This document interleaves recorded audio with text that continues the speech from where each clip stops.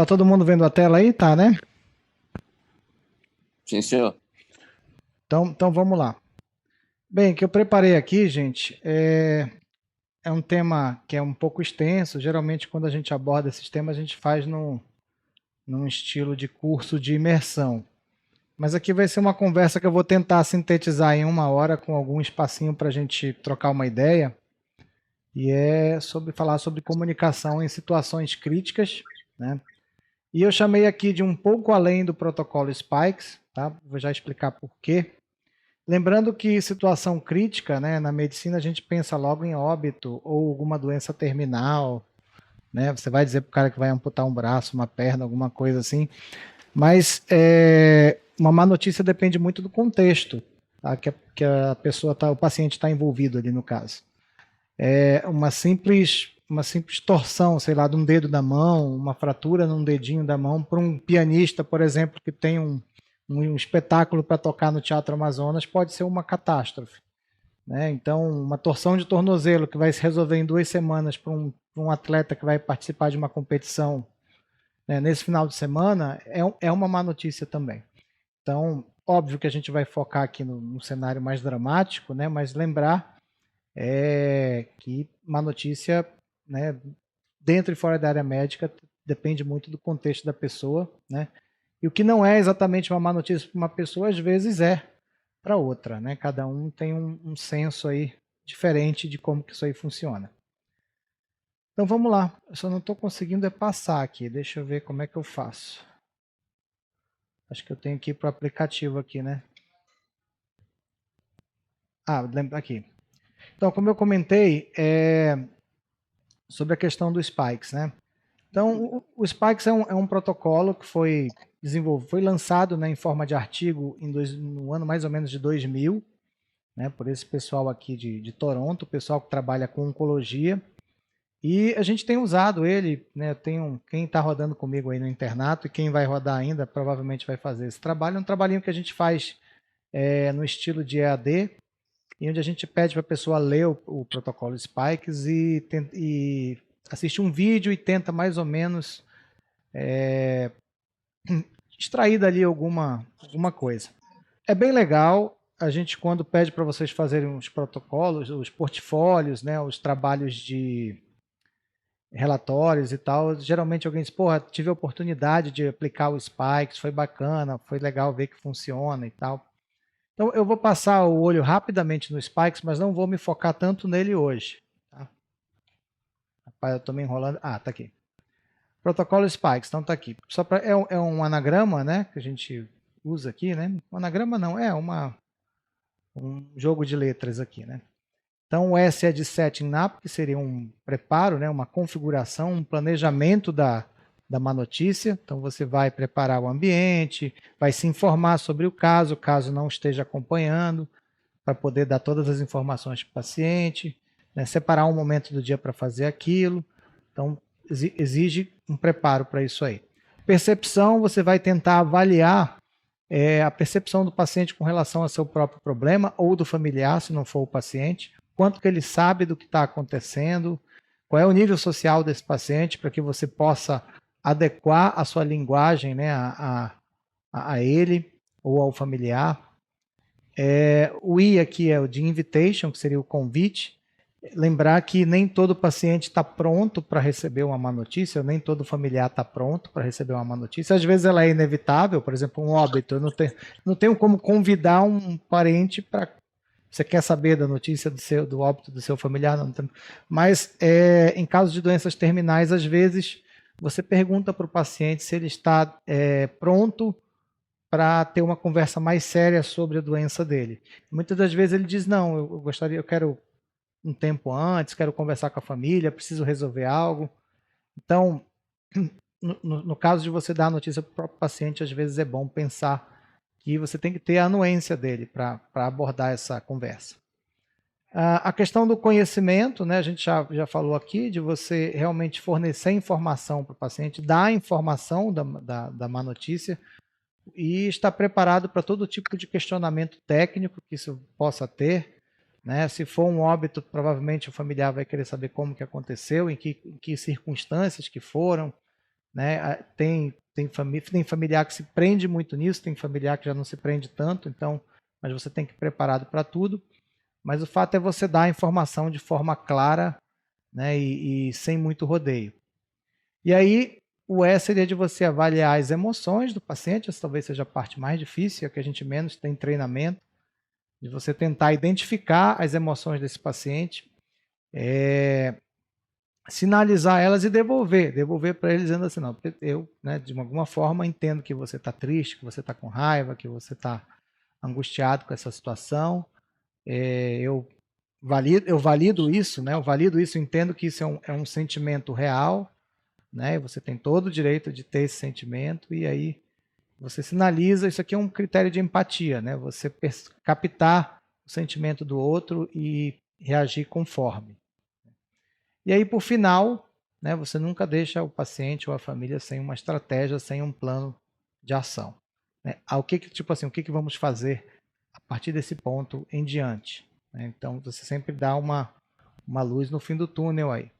Ainda que seja um caso de óbito, né, aquele familiar, uma hora ele vai te perguntar, e aí, o que eu tenho que fazer agora? Né? Então, você vai dizer para ele quais são os próximos passos.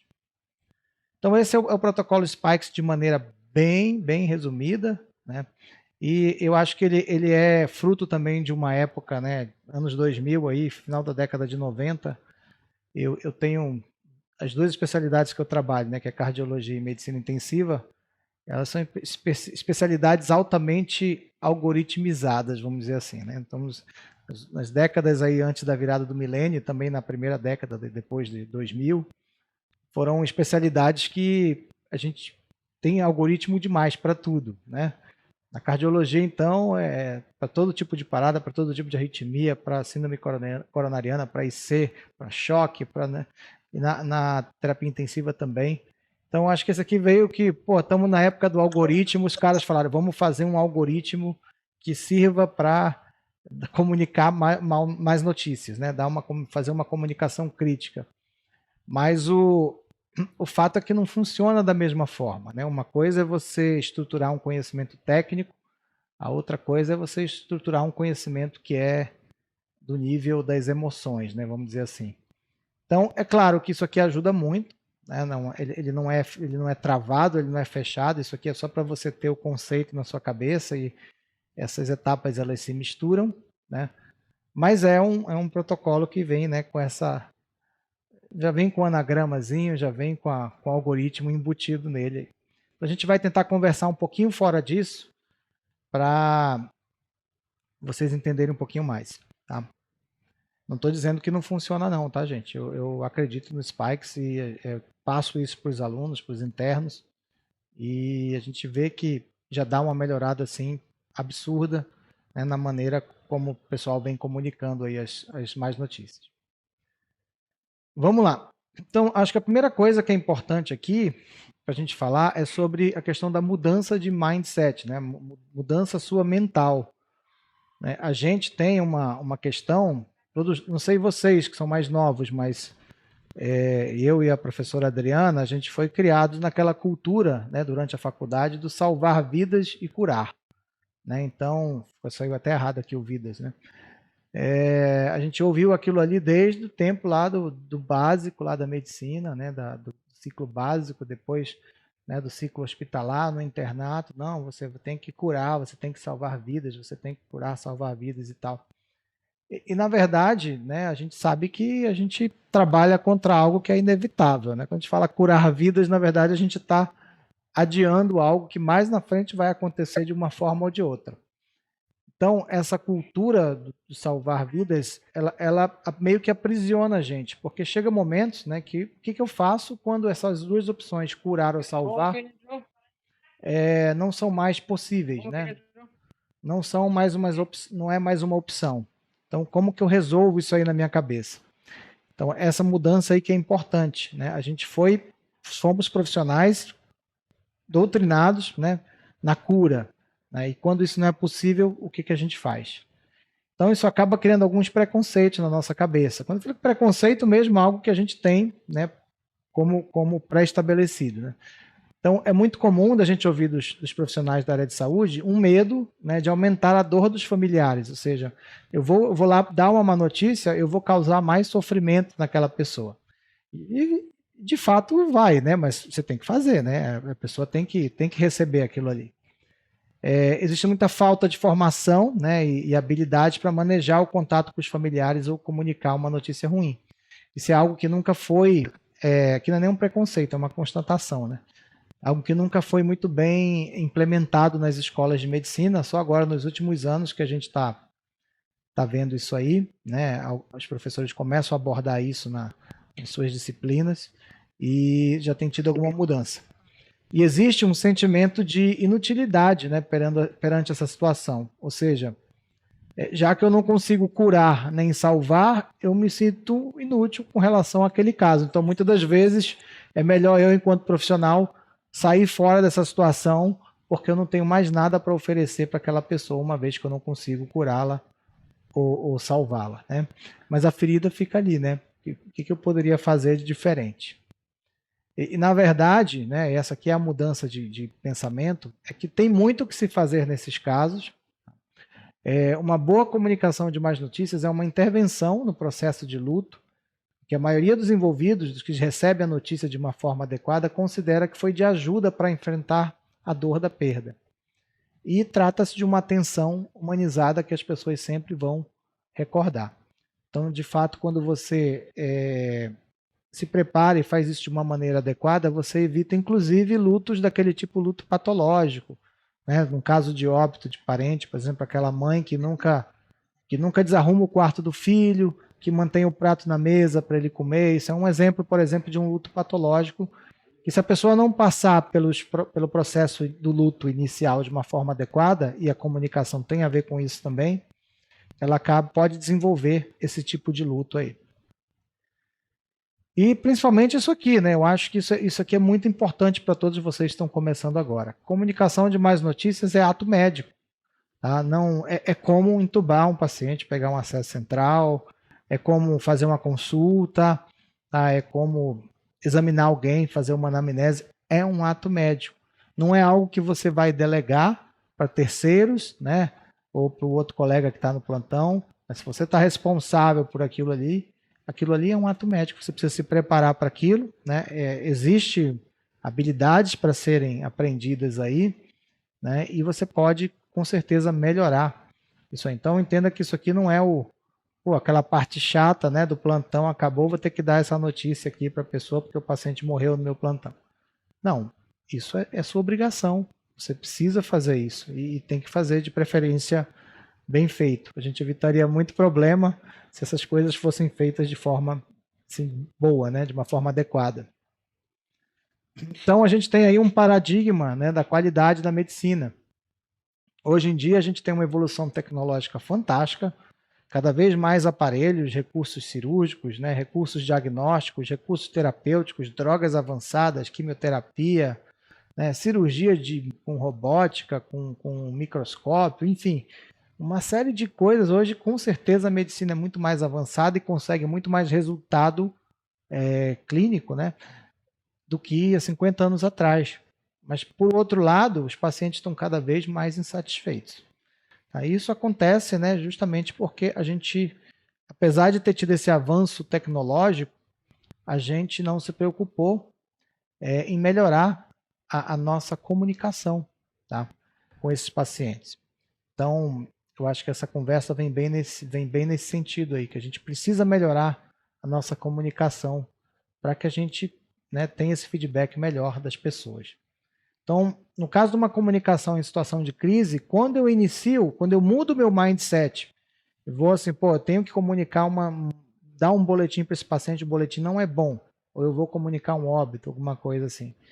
E saio dali do conforto, ou do salão lá, da UTI, do pronto-socorro, de onde quer que você esteja, né, com a ideia de, não, eu vou sair daqui querendo fazer o meu melhor para essa família, para esse paciente, né? Você inicia esse processo no contexto de apoio ao paciente, ao familiar, você vai conseguir essas três coisas aqui. Ó.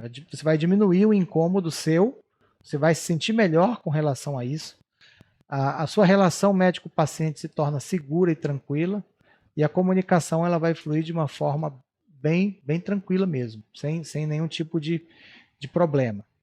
Então vamos falar um pouquinho mais aqui, ainda não, né? Então através dessa relação aqui a gente pode ajudar as famílias a amortecer o impacto de uma comunicação de má notícia, reduzir o sofrimento de uma morte súbita, ajudar os familiares a ter um enfoque realista da perda, identificar algum tipo de ajuda externa, né, se as pessoas tiverem, e ajudar principalmente o paciente ou seus familiares a buscar seus próprios recursos mentais, emocionais para isso aí.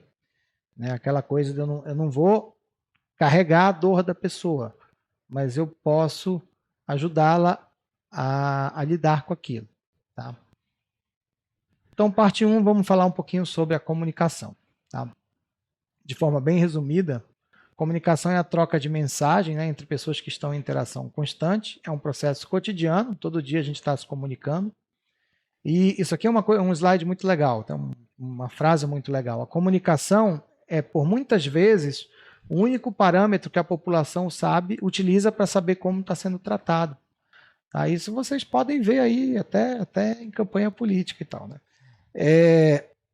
Mas o cara lá, o paciente que está lá no leito, ele não quer saber se você tem a última atualização do ACLS, se você leu o último artigo de New England, se você acabou de chegar do seu fellow em cirurgia lá em Boston, não sei, em algum lugar, né, importante aí.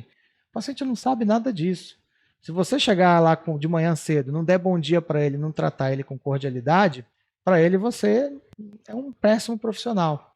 Então, se você não souber passar, né, com clareza o que está acontecendo com ele, informá-lo de uma maneira, né, educada e adequada, né, ele não vai reconhecer isso. Para ele, isso tudo, né, você pode ser o melhor tecnicamente entre os seus colegas, entre os seus pares, mas se você não souber se comunicar com o paciente, ele não vai te dar esse valor. Muitas das vezes, né, o nosso colega que tem menos formação que a gente, mas tem um traquejo emocional melhor, consegue ter muito mais sucesso na profissão que aquele cara que é super treinado, que fez muitos cursos, que se especializou e que está sempre na crista da onda e tal, mas não consegue desenvolver essa relação tanto com os pacientes quanto com os colegas também de trabalho. Isso não é só para paciente também, né? Então, guardem isso, tá? A comunicação é às vezes o único parâmetro que o doente lá, o paciente, tem para saber como que ele está sendo tratado. Na comunicação ideal, a mensagem que eu emito, né, a mensagem emitida deve ser adequadamente decodificada pelo receptor. Isso é muito raro de acontecer. E a causa mais importante do fracasso da comunicação é justamente você assumir que essa mensagem foi adequadamente decodificada pelo receptor. A gente tem um hábito, né, de quando vai falar com os pacientes, de ser um boletim de uma única via, né? Eu vou lá, solto tudo que eu tenho para soltar na cabeça da pessoa e não recebo nada de volta. Na verdade, o mais importante é o que você recebe de volta. Que aí é que você vai conseguir entender o que a pessoa absorveu de tudo aquilo que você falou. E a gente tem muito, nós da área de saúde, não só médico, mas todos nós temos muito problema em parar para ouvir as pessoas. É raro a gente fazer isso aí. E quando a gente faz, a gente começa a perceber os ruídos, né, que tem na comunicação e como que a gente pode melhorar isso aí. Por mais que você não goste, é impossível não se comunicar. Tá? Eu sou meio bicho do mato, não gosto muito de falar não, mas por mais que eu não goste, a gente tem que fazer. Tá? Então, a gente está constantemente emitindo mensagens. Sempre. Se não for pela boca, vai ser por gestos, por assim, mensagem corporal mesmo, né? A gente chama a via não verbal, tá? Então, as nossas atitudes, elas servem de mensagem para os outros. E mesmo quando eu não quero me comunicar, eu estou transmitindo uma mensagem, tá? Para as outras pessoas, de que eu não estou querendo falar com ninguém. Tá? Então, isso é também, se a pessoa está conversando comigo e eu estou respondendo com monossílabos, né? É um sinal de que as coisas não estão indo. A pessoa, num momento, eu espero que ela entenda que eu não estou querendo conversar. Ou seja, eu estou dando um recado para ela, mesmo que eu não esteja falando nada. Tá? Vamos lá. A comunicação não verbal talvez seja um dos pontos mais importantes aqui. Elas transmitem atitudes, sentimentos e emoções. E olha só, 60% a 70% das mensagens de natureza não verbal são captadas e emitidas de maneira inconsciente. Ou seja, a pessoa, você está na sua frente, quando você está conversando com um familiar ou um paciente, com uma pessoa que está recebendo informações de vocês, mesmo que você não esteja falando. Só o seu olhar, a sua expressão facial, o seu tom de voz, né, a clareza da voz, a firmeza, tudo isso a pessoa consegue filtrar. É o que a gente chama de canal não verbal. Tá? E quando assim, o que eu estou falando não bate com o que eu estou passando não verbalmente, né? Se eu falo uma coisa e a minha expressão facial, minha expressão corporal diz outra, geralmente a pessoa identifica quem está errado. Geralmente predomina o não verbal. Então a gente tem que tomar muito cuidado com isso aí. É o tal do mito do estudo do Mehrabian, não sei pronunciar o nome desse cara aqui, mas olha que interessante. As palavras que você fala para a comunicação interessam apenas 7%. O seu tom de voz, 38%. E a sua linguagem corporal, 55%. Ou seja, basicamente, a maior parte do que passa para o doente é comunicação não verbal. Tá? As palavras interessam muito pouco, por incrível que pareça. Então, mas se aqui é um slide mais longo, nós vamos ter que ver ponto a ponto. Tá? O que importa da comunicação não verbal? Primeiro, a questão do olhar. Tá? Então, é importante que você faça contato visual. Estou fazendo contato visual com vocês agora. Estou fazendo contato visual com a câmera aqui na minha frente. Tá? A câmera é como se fosse o olho do paciente. Tá? Então, a gente tem que treinar. Eu, por exemplo, sou tímido. Tá? Então, tem que treinar o hábito de olhar para a pessoa nos olhos, porque isso é menos de R$1. O Gabriel foi o que mais ganhou até agora. Rapaz, vazando um áudio aí. Então, o olhar, ele dá essa garantia de veracidade. Tá? Quando você fala para a pessoa uma coisa e olha ela nos olhos, né, sem desviar, ela sabe que você está falando sabe que aquilo que você está falando é real. Aquilo que você está falando é verdade. Tá? Então, o contato visual, ele tem esse poder de autenticar o que você está falando verbalmente. Expressão facial, não preciso falar muito, né? Expressão de raiva, né? De você franze as testas, de nojo, né? Tudo isso, não só você passa para a pessoa, da mesma forma você, quando conversa com uma pessoa, você absorve. Né? Então você vai dando a informação e vai observando a expressão facial dela e vendo como que ela está reagindo ao que você está falando. Tá? Questão do toque é uma questão muito polêmica também. Devo tocar os pacientes, né, os familiares e tal. Então, isso aí é realmente, de fato, uma coisa que você tem que tomar cuidado. Tá? O toque, ele pode acontecer, ele tem que ser natural, ele não pode ser forçado. Tá? E de preferência, se você for tocar a pessoa, que você toque do cotovelo para cima, tá? Do cotovelo até o ombro. Tá? Nada de pescoço, orelha, nada disso não. Tá? Para ficar uma coisa realmente que no campo não íntimo, não pessoal. Tá? Agora, é claro, depende de cada caso. Tá? Eu não sou uma pessoa de toques, naturalmente, de tocar, de abraçar. Mas se você acompanha uma determinada família, de um determinado doente grave, por exemplo, todos os dias você dá boletim, você informa, você está ali ligado com aquela família, você sofre junto muitas das vezes. Quando aquele paciente vem a óbito ou pior e você passa essa notícia para a pessoa, às vezes a pessoa chora e você chora junto. Tá? Isso não tem nada de errado, quando você é humano. Você não pode perder a objetividade. Tá? E se nessa hora a pessoa te abraçar, aceita, entendeu? Se a pessoa quiser te tocar, desde que não seja para te bater, pode aceitar. Tá? Mas você tocar só se realmente for muito natural E se você tocar, na hora que você tocar, você avalia se a pessoa relaxou, a hora que você tocou, se ela se afastou. Se ela se afastou, você não volta nem a tentar, tá? Cuidado com a postura.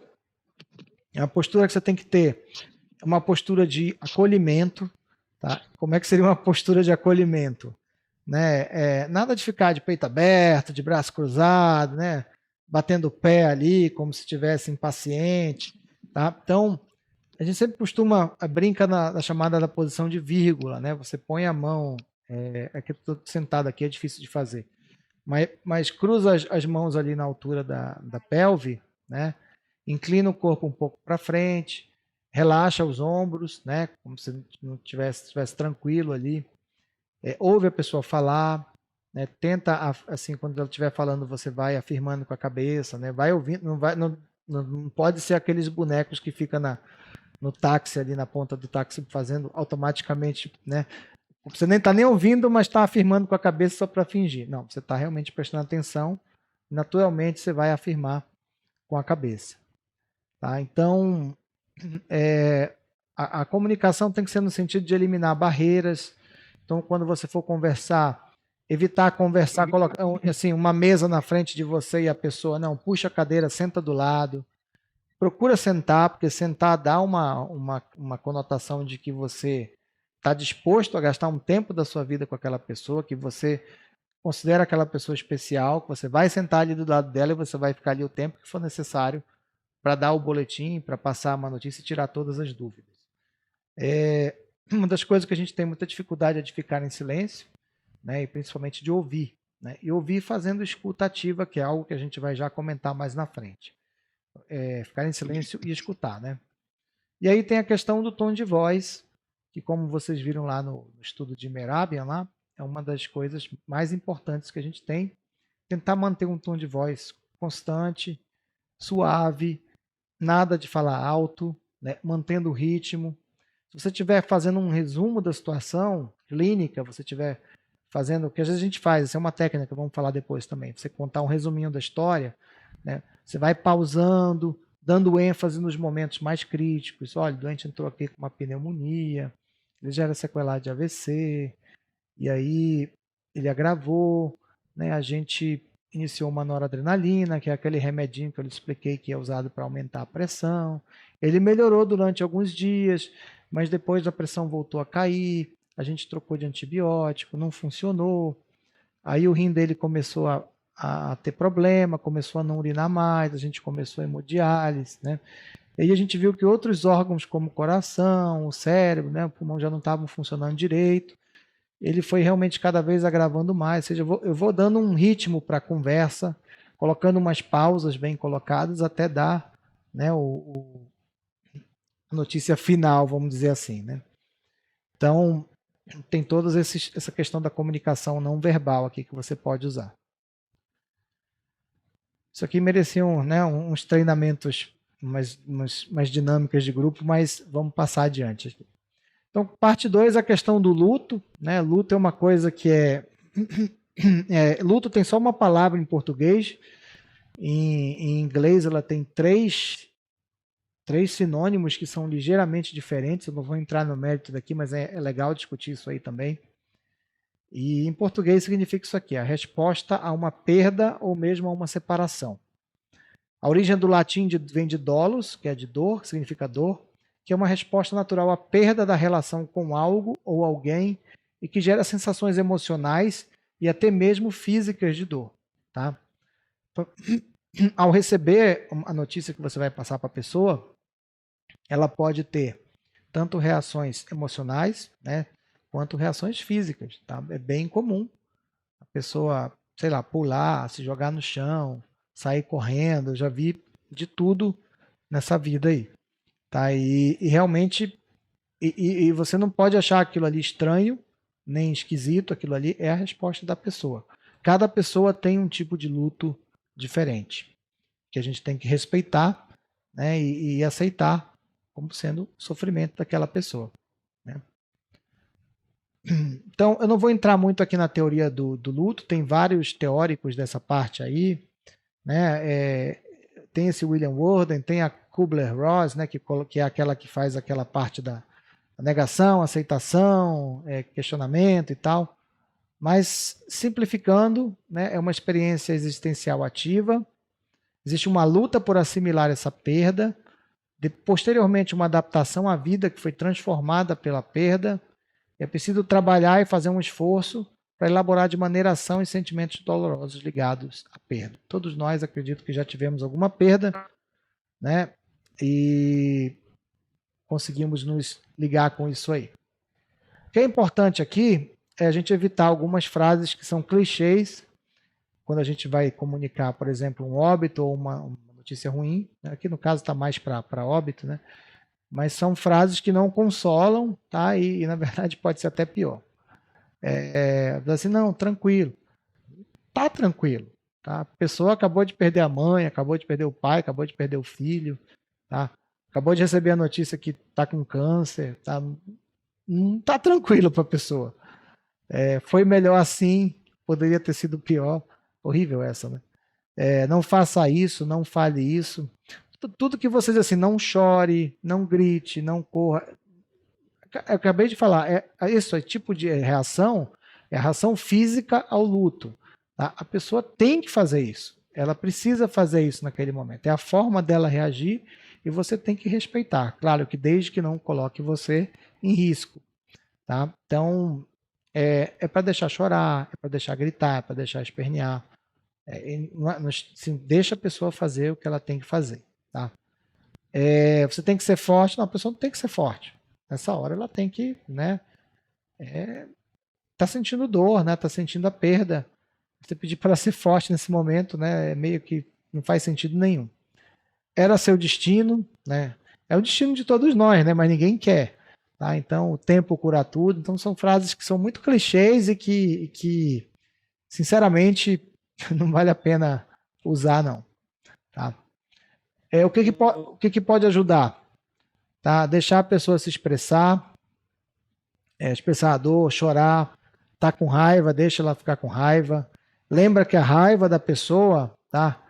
A raiva é uma reação genuína de luto, tá? E de luto imediato, assim, né? E geralmente a raiva ela é direcionada a algumas pessoas, né? Pode ser direcionada, por exemplo, a Deus, né? Que é muito comum. Você diz, ai meu Deus, por que você levou ele?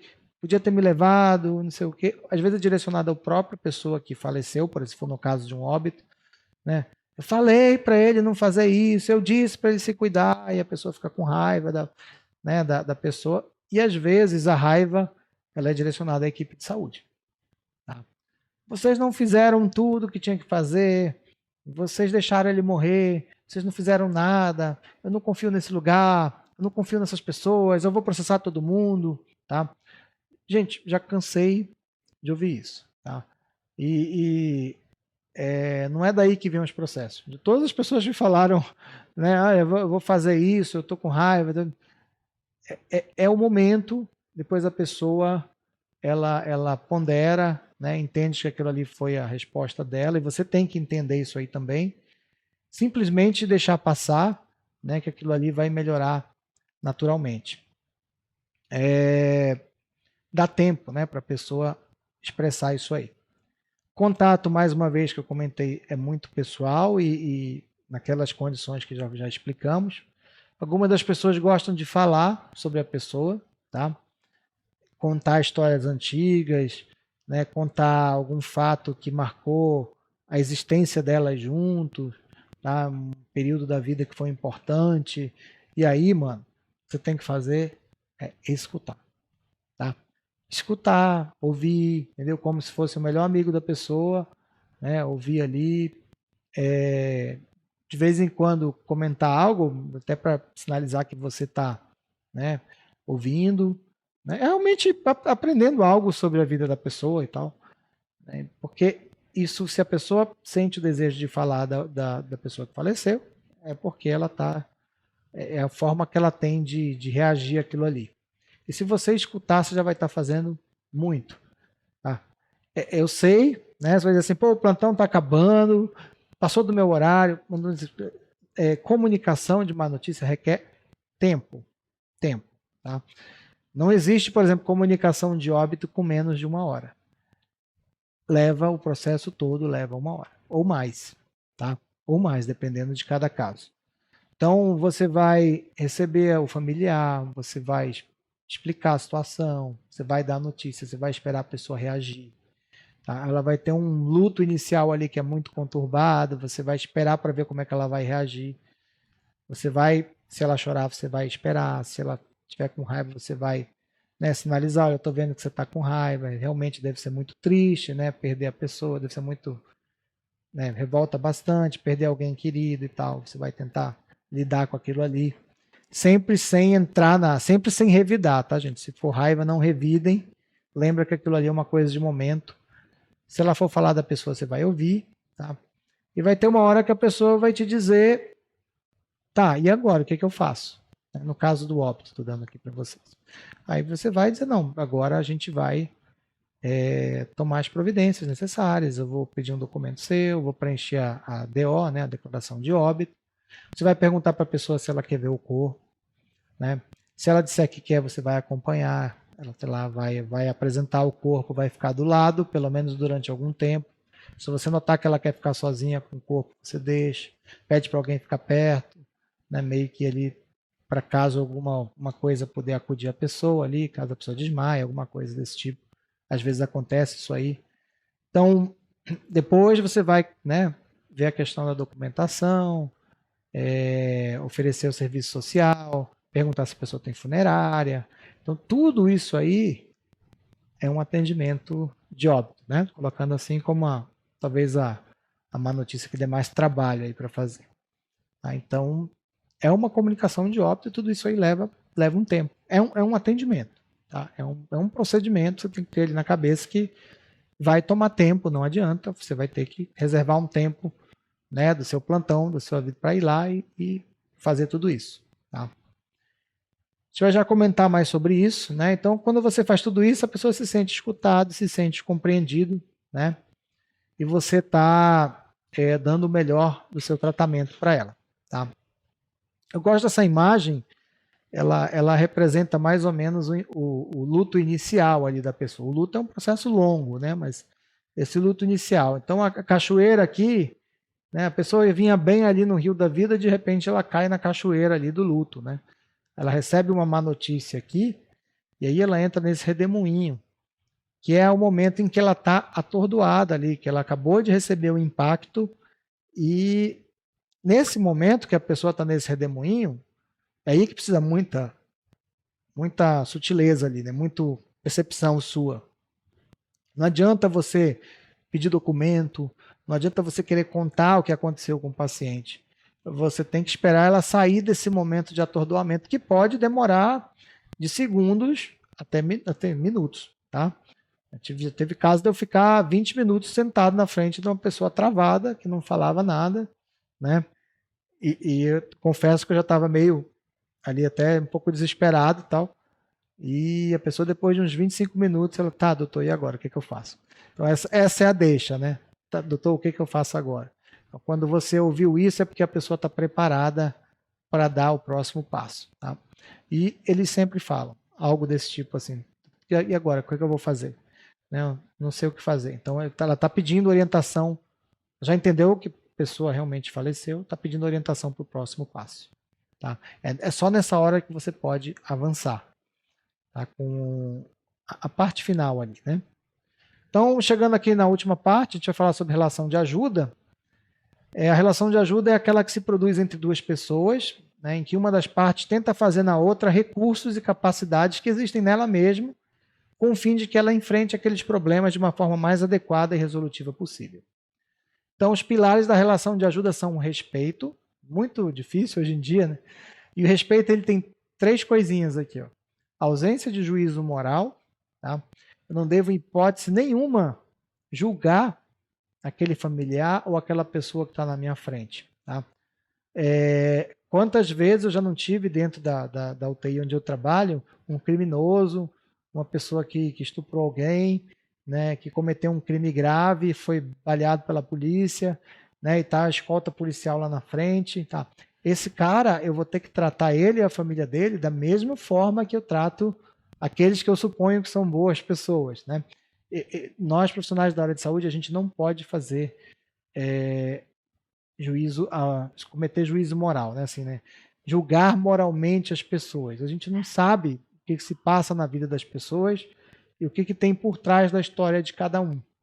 E quando a gente faz um juízo moral de alguma coisa, a gente acaba, às vezes, tomando um partido, que não é nossa função enquanto profissional da área de saúde. Sempre com cordialidade também, né, que é a educação. O outro pilar da relação de ajuda é a empatia, que é a parte da compreensão básica da escuta, né? Então, a empatia se estabelece quando a pessoa faz o esforço de captar a experiência da outra, ou seja, você se põe no lugar da outra pessoa, não para sofrer por ela, mas para entender o que ela está sentindo naquele momento e o seu comportamento. A empatia exige que eu seja capaz de captar os sentimentos alheios, que eu seja capaz de entrar na vivência da outra pessoa, e o ajudado vai acabar percebendo que ele está sendo compreendido. Tá? Lembra que não é o mesmo que simpatia. Tá? Como eu falei, eu não preciso sofrer junto com a pessoa, mas eu tenho que ser capaz de compreender a dor dela, me colocar naquele lugar para meio que, né, saber como agir. Então, a questão da autenticidade é um ajuste interno entre o que se é e o que se comunica. Então, é aquilo que eu falei para vocês, por exemplo, que você obtém quando você olha no olho da pessoa. Se você olha no olho da pessoa, né, e fala alguma coisa, a pessoa sabe que você não está mentindo. Ou seja, o seu canal verbal, a gente já comentou isso aqui, ele tem que vir validado pelo canal não verbal. E aí você está tendo autenticidade, você está mostrando para aquela pessoa que você é uma pessoa idônea, né, e que o que você está falando, você transmite segurança para a pessoa, né? Uma frase coloca bem aqui, a autenticidade confere autoridade para você. Vamos lá, um pouquinho sobre escuta ativa, né? É uma coisa que psicólogos falam muito, né? Psicanalistas e tal. Então, é a escuta que se aprende a partir do silêncio interior, centrando-se no outro. Aquele momento talvez seja mais difícil, onde eu tenho que colocar os meus problemas de lado e dizer assim, tá, gente, pela próxima meia hora eu sou dessa pessoa aqui, né? Eu vou ter que ouvir o que ela está me falando e tentar me colocar no lugar dela para atendê-la da melhor maneira possível. Então, eu tenho que silenciar todo o meu ruído interno, né? Uma palavra bonita isso. Tudo aquilo ali, as contas que eu tenho para pagar, o horário do plantão, a criança que eu tenho que buscar na escola, namorado que partiu, que vai o cinema, que eu vou à noite, nem está tendo cinema mais, né? A festa, a balada, eu tenho que silenciar tudo isso, né? E tentar dar o melhor de mim para aquela pessoa. Então, a escutativa é um dos estímulos positivos mais importantes para a pessoa que está sendo atendida. A pessoa se sente escutada, se sente reconhecida e respeitada pelo outro. A ideia é que eu consiga fazer uma espécie de reflexo de emoções, que eu tenha devolução de fundo emotivo. Confesso que isso para mim é muito difícil de fazer até hoje. Tá? Então, é eu identificar a emoção que aquela pessoa está sentindo, dar um nome para aquela emoção, isso tem que ser feito de forma correta, validar essa emoção devolvendo para a pessoa. Tá? É uma conversa um pouco mais profunda aqui, que um dia a gente pode fazer. Tá? Mas eu vou para umas ferramentas que são mais clássicas, que vocês podem usar na parte de escuta ativa, para facilitar a vida de vocês, e tem mais a ver com o Spike. Então, por exemplo, a clarificação é uma estratégia que eu uso bastante, é um início de estabelecimento de uma mensagem prévia. Por exemplo, eu sempre pergunto para a pessoa, se eu não conheço a família, ou não conheço quanto que ela sabe do caso que eu estou abordando, se eu tenho um doente que está grave na UTI, e a primeira vez que eu estou conversando com a família, eu sempre pergunto, e aí, o que vocês sabem da situação do seu João? Veja bem, é uma pergunta aberta. Tá? O que vocês entendem da situação do seu João? Então, aí a pessoa que está na sua frente, ela vai ser forçada a elaborar, né, um texto ali, uma coisa para me falar. Ela vai me contar o que é que ela sabe. Então, ali eu consigo avaliar várias coisas, né? Primeiro, de fato, quanto que ela sabe do caso do doente, né? Quanto que ela está inteirada naquilo ali. Eu já vou avaliar o nível social daquela pessoa, o nível cultural dela, para me adequar ao meu linguajar. Então eu vejo pela forma como ela constrói as palavras, pelo tipo de linguagem que ela usa, se tem erros de português, se não tem. Eu não estou querendo aqui julgar a pessoa, mas tentar ali saber em que nível eu vou ter que colocar minhas informações. Não adianta usar termos técnicos para uma pessoa que não tem condições de entender aqueles termos técnicos. Então, ao mesmo tempo que eu estou tentando descobrir o que a pessoa sabe sobre o caso, em que ponto que ela está da história, eu vou também já avaliá-la no sentido de como que eu posso adequar a minha informação. Tá? E aí eu vou confirmando se aquilo ali que ela está falando é real ou não. Tá? Se tiver algum equívoco, eu já treino. Olha, não, isso que você falou realmente é assim, mas tem um outro ponto aqui. Aconteceu isso, isso e isso, né? E a gente trocou antibiótico assim, fez isso, isso. Então eu vou pegando do ponto que ela sabe e vou atualizando aquele ponto. Eu acho isso aqui muito legal. Então você usar essa pergunta, né? O que você sabe do quadro do seu João, do seu Roberto, do seu filho, da sua esposa, para que a pessoa possa responder isso de forma aberta. Veja bem, eu não fui lá e falei para a pessoa, eu estou pedindo para ela me passar. Né? Olha como é diferente, né? E aí depois que eu sei o que ela me... Às vezes até descubro coisa que eu nem sabia, coisa que colega nunca escreveu na evolução. É muito comum isso, porque nunca ninguém foi lá e perguntou para as pessoas o que elas sabiam do caso. Às vezes a pessoa te conta coisa lá de trás que te ajuda a resolver uma parte clínica, né, que você até então não tinha percebido e ninguém tinha anotado no prontuário. O resumo da informação é uma coisa que eu já comentei aqui com vocês, que eu faço bastante também, né? Aquela historinha que você vai contando. Olha, então vamos lá. O que aconteceu com o seu Manuel? O seu Manuel chegou aqui no dia tal, ele tinha um quadro de uma pneumonia, a gente entrou com antibiótico X, ele tomou por tantos dias, estava lá no quarto. Foi bem até o terceiro, quarto dia, depois começou a piorar a falta de ar. A gente achou que ele não estava legal para ficar no quarto, a gente achou melhor descê-lo para a UTI. Isso acabou sendo uma conduta acertada, porque o seu Manuel acabou, né, piorando, precisou ser entubado, foi para o ventilador. Então, assim, eu estou fazendo um resumo do caso, né, de forma detalhada para quem... Né, então, você vai amarrando ali a historinha para a pessoa entender. Tá? Isso pode ser feito tanto no começo quanto no final da entrevista, dependendo do contexto.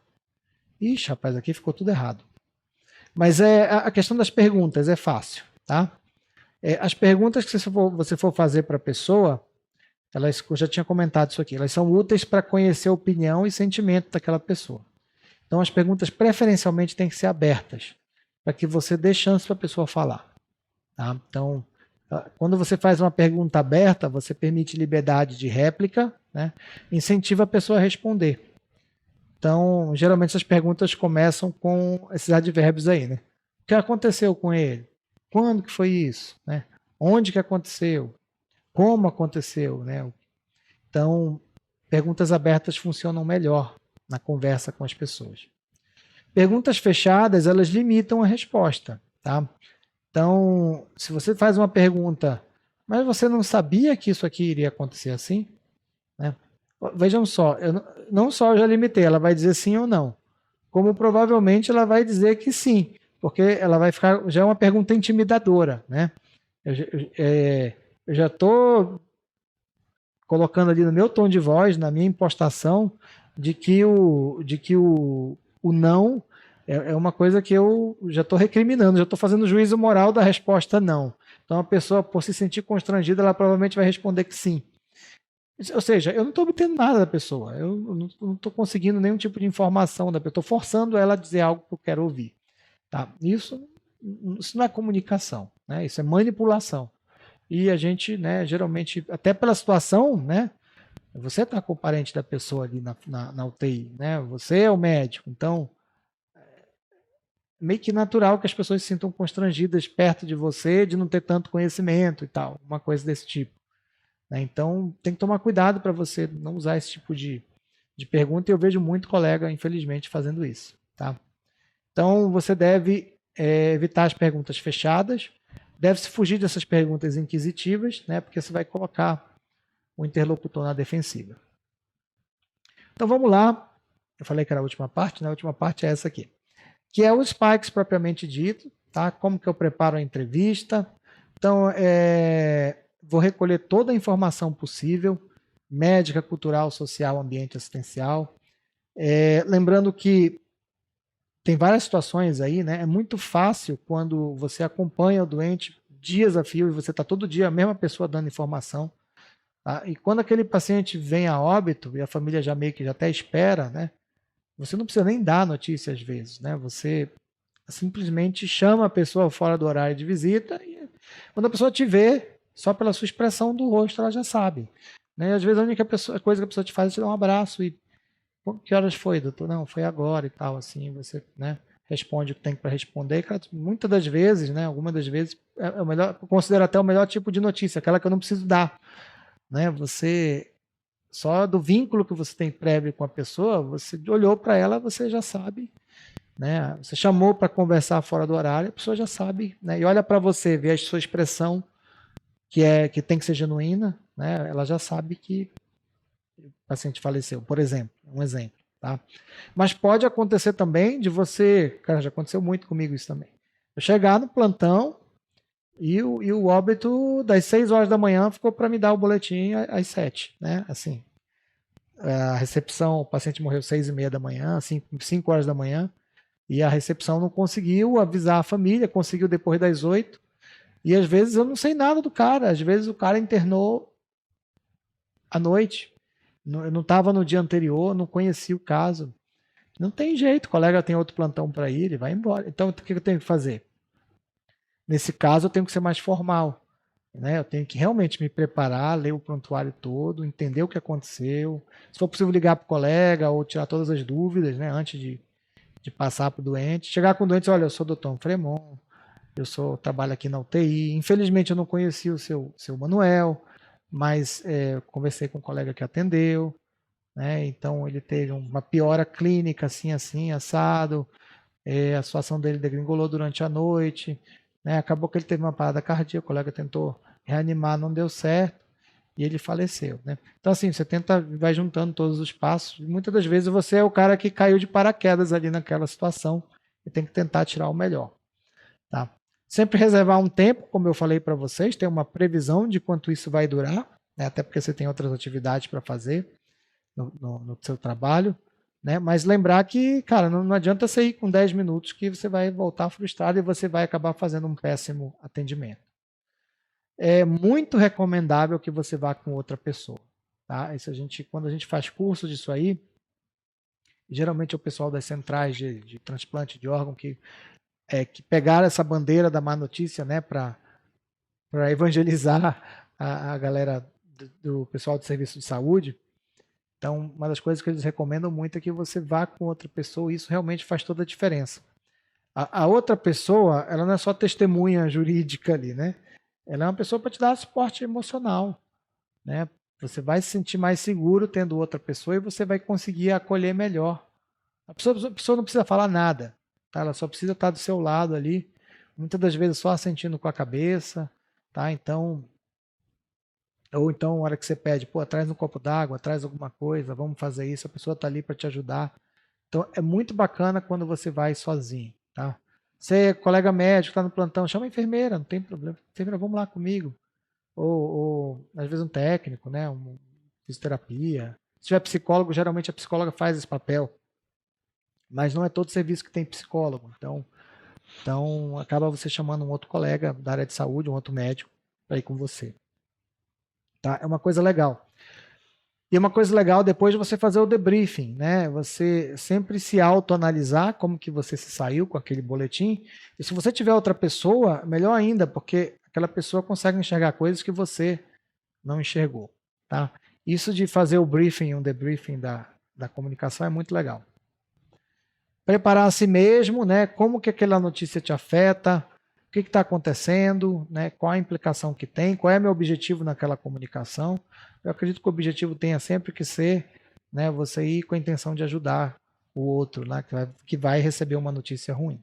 Né? Então você vai validar aquelas situações emocionais e oferecer recursos para aquela pessoa superar aquilo ali. Lembrar de preparar o ambiente, tentar levar para um local um local tranquilo, tá? Um local íntimo, sem interferências, né? Silenciar o teu celular para você não ter que atender na hora. Levar, ver se tem na mão ali um lenço de papel, água para você oferecer para a pessoa na hora que ela chorar, alguma coisa assim. Sempre senta para dar informação, tenta evitar de dar notícia em pé, como eu já falei, mostra que você tem tempo para a pessoa, mostra gravidade, mostra segurança, evita conflito, né? Favorece o contato visual, dá intimidade, não transmite pressa, transmite respeito. Então, sempre fazer isso aí sentado. Tira a mesa da frente, tira o balcão da frente, senta do lado da pessoa. Tá? O que você tem que fazer sempre? É meio óbvio falar isso, né? Mas às vezes tem que lembrar. Cumprimentar a pessoa, se apresentar, personalizar, se tiver mais de uma pessoa, identificar quem é quem. Quem é, eu sou filho, eu sou irmã, eu sou tio, eu sou não sei o tem uma pessoa que geralmente é a pessoa que é a âncora ali. Tentar identificar quem é a âncora do grupo, porque é aquela pessoa que vai tomar as decisões e que vai resolver os problemas ali, né, naquela hora. Então, escutar ativamente quando aquelas pessoas estiverem falando, ajudar a identificar o que sente, tentar praticar empatia, né, se colocar no lugar, ser honesto, respeitar sem pretender, né, que está se adaptando ao que nós consideramos normal.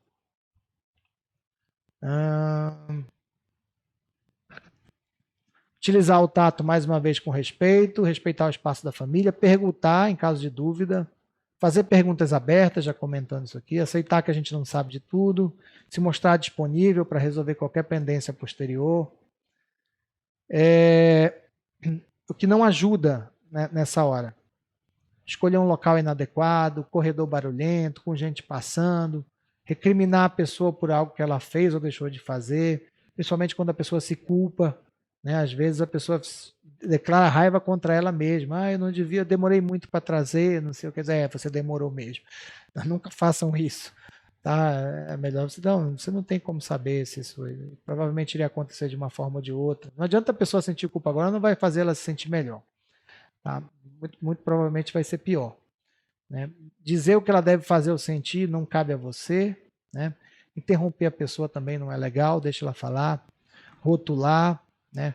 Ficar dando conselho quando você não é solicitado. E utilizar palavras técnicas que a pessoa possa não entender. Justificar os outros também. Tá? Quando a pessoa começa a falar, o cara lá da emergência, aquele médico lá não deu atenção, ele devia ter internado na UTI primeiro. Você ouve calado, não tenta defender, não leva para esse lado da briga, né, pessoal com a pessoa, apenas aceita, assente, né? Às vezes você diz, não, vou conversar com o pessoal aqui, a gente vai averiguar o que aconteceu. Né? Então, sempre prestar atenção na pessoa, evitar trocar de tema, não fazer juízo moral. O que mais? Ser consciente, né, dos temores, preocupações da família, não entrar em confronto com a família, nunca bater de frente, né? Facilitar o acesso ao corpo, se for o caso, dar ali um momento de intimidade para a família com isso, comunicar a notícia de forma clara, honesta e sensível, tá? Proporcionar liberdade para manifestar as emoções e preparar a despedida. Tá? Então, você vai analisar ali a situação emocional da família. Quando você perceber que o ente ou os entes ali saíram daquele redemoinho inicial, tá? Você oferece, tá? Para ver o corpo, né? Como eu já falei, acompanha a pessoa para ver o corpo. Estamos fixando muito no óbito aqui, porque acho que é a situação mais grave, né? Ou para ver a pessoa que está na UTI, se ainda for uma coisa mais grave, né? Mas que não morreu ainda. Ajudar nos trâmites. Se for óbito aqui, ajudar na questão dos documentos, né? Acionar o serviço social, informar como é que funciona a questão de funerária. Parece assim, pô, isso não é obrigação minha. Cara, tá? Se tiver um serviço social no hospital, beleza, pode terceirizar isso aí. Mas se não tiver, você vai ter que fazer. Tá? Então é bom se orientar como é que funciona isso aí. Geralmente quem trabalha no hospital já sabe como isso, né? Então, oferecer disponibilidade, né? E dizer um plano de ação, né, no caso, que é a parte do final, o último S do Spikes lá, né. Então, o plano de ação, nesse caso de óbito, é praticamente, né, até a DO, entregar a DO, e acionar serviço social, ver funerária, essas coisas. Mas se for um paciente, você deu uma notícia de uma doença grave, você vai dizer qual é o próximo passo. Não, a gente vai agora fazer tais exames, a gente vai ver qual é a melhor maneira de lutar contra essa doença, né? Tem essa opção aqui, essa opção. Aí você vai conforme a sua área de atuação, né? Se for um câncer, olha, daqui dá para fazer químio, dá para fazer rádio, a gente espera esse resultado, a gente acha que pode ser dessa forma, dá para operar isso aqui, vai ser assim. Então, agora a partir de próximos meses a gente vai fazer isso. Ou seja, traçar o plano de ação quando houver, né, um plano de ação. E eu acho que é isso, tá? Antes da gente, eu vou tentar passar esse vídeo aqui, que é uma comunicação de mais notícias, e eu acho que a gente podia ver o vídeo e abrir depois para as perguntas. E aí eu queria que vocês notassem os pontos positivos da comunicação do médico e os pontos negativos para a gente poder abrir o debate aqui. Deixa eu só ver se eu consigo, né? Como é que eu vou... Você exagerou na dose do remédio? Sim. Não. Querida, Beth, meu amor, Beth. Meu Deus, meu bem, querida, Beth. Ah, não, fica aí, Clark, vai pro seu quarto, vai, querido, vai pro seu quarto, vai lá. Meu bem. Beth, tá me ouvindo? Sou o Dr. Ayrton. Ela não se sentia no bem hospital. até hoje de manhã. Teve uma convulsão hoje cedo, Beth. Já teve tem algo um parecido histórico de antes? convulsões, alergias, Eu outros acho que ela problemas? ela é alérgica à Sofreu uma penicilina. queda recentemente? Não, Bateu a ela cabeça no retornou de uma chuveiro? viagem, ela tava... E drogas? Metanfetamina, Não êxtase? usamos drogas nenhuma. Precisamos de ajuda aqui. Beth, Senhor, precisa sair agora. Vamos pegar uma veia. Quero 2 miligramas de Ativan. Então, apesar de todos os nossos esforços, ela não conseguiu reagir. Sim. O coração dela parou e, infelizmente, ela morreu. Sim. Lamento, Sr. Enhoff. Eu sei que é difícil aceitar isso. Tá bom. Eu posso falar com ela? Sr. Enhoff, eu lamento. Sua esposa morreu. Tem certeza? Porque a gente estava em casa agora há pouco. Nós podemos ligar para alguém? Alguém que possa estar aqui com o senhor?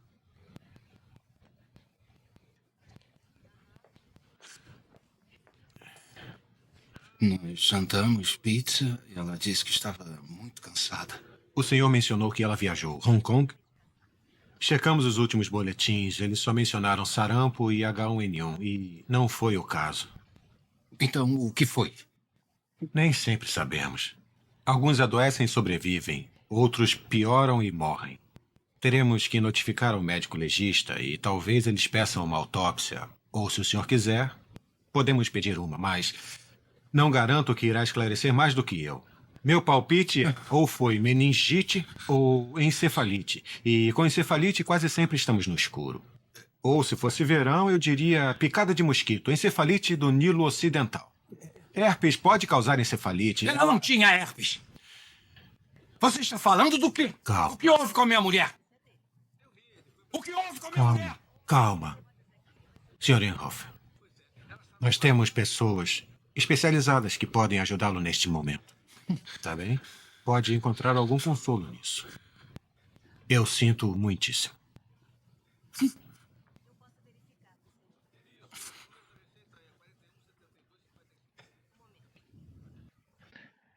Alguém quer fazer um comentário aí sobre o atendimento do colega lá? Um monte de coisa errada. Mas vamos lá, a Adriana sabe que a gente começa o feedback pelas coisas boas. O que ele tem de bom?